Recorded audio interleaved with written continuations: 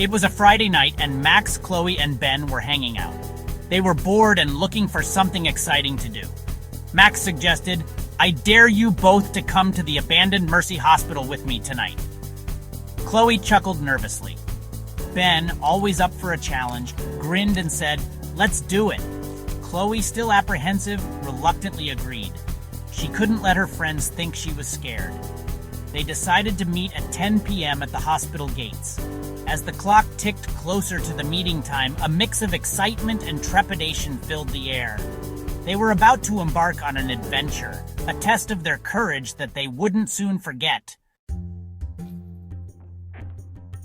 The iron gates of Mercy Hospital creaked as if in protest as they pushed them open. The moon cast an eerie glow on the dilapidated building. Vines crawled up the walls like skeletal fingers, and shattered windows resembled vacant eyes. A cold wind whistled through the broken panes, sending shivers down their spines. The air hung heavy with the smell of decay, and the silence was broken only by the rustling of leaves. As they stepped onto the overgrown pathway leading to the main entrance, they felt a sense of foreboding. The hospital seemed to be watching their every move, its darkness promising untold secrets. Max led the way, his flashlight cutting through the darkness.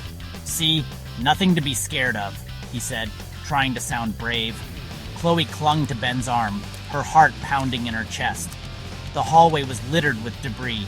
Medical carts lay overturned, and papers were scattered everywhere.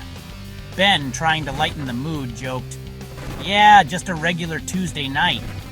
They chuckled nervously, their voices echoing in the stillness. They continued deeper into the hospital, their bravado slowly waning with each step.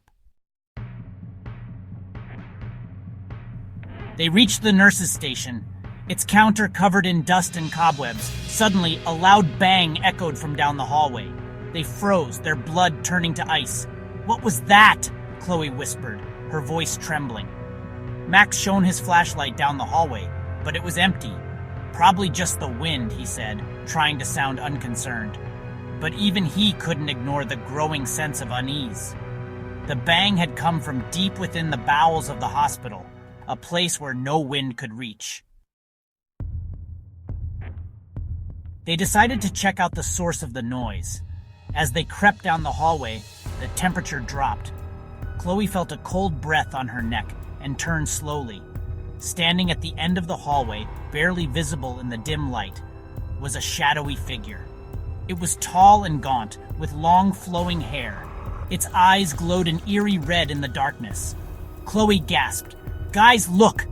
Max and Ben whirled around, their flashlights illuminating the figure for a split second before it vanished into thin air. Section 6. Panic and terror. Fear, raw and consuming, gripped them. Chloe screamed, "It's a ghost!" They didn't need further confirmation. They turned and ran, their hearts pounding in their chests. The hallway seemed to stretch endlessly before them. They could hear the ghost's chilling laughter echoing behind them.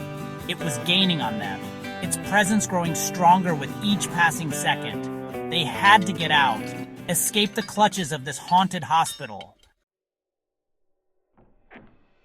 Section 7. The Chase. They sprinted through the hospital, their fear fueling their flight. They dodged overturned beds and crashed through decaying doors, desperate to escape the pursuing entity. The ghost's laughter followed them, echoing through the corridors, each chilling peal sending shivers down their spines. They could feel its icy breath on their necks, its presence closing in on them. It was a race against time, a desperate fight for survival against an unseen terror that seemed to hold all the power. Section 8. Trapped. They burst into the hospital's main lobby. The grand double doors were within sight, their only hope of escape. But as they raced towards freedom, the ghost made its move. The floor shook violently, and the doors slammed shut with a deafening boom. They were trapped, their escape cut off by an unseen force. Chloe sank to the floor, tears streaming down her face. Max and Ben frantically searched for another way out, but every door and window was sealed shut. They were at the mercy of the vengeful spirit. Section 9. Escape? As the ghost closed in, Max noticed a small, boarded-up window behind the reception desk. Working together, they managed to pry the boards loose. They squeezed through the opening one by one into the cool night air. The ghost's enraged screams filled the air as they ran without looking back. They didn't stop running until they reached the safety of Max's house.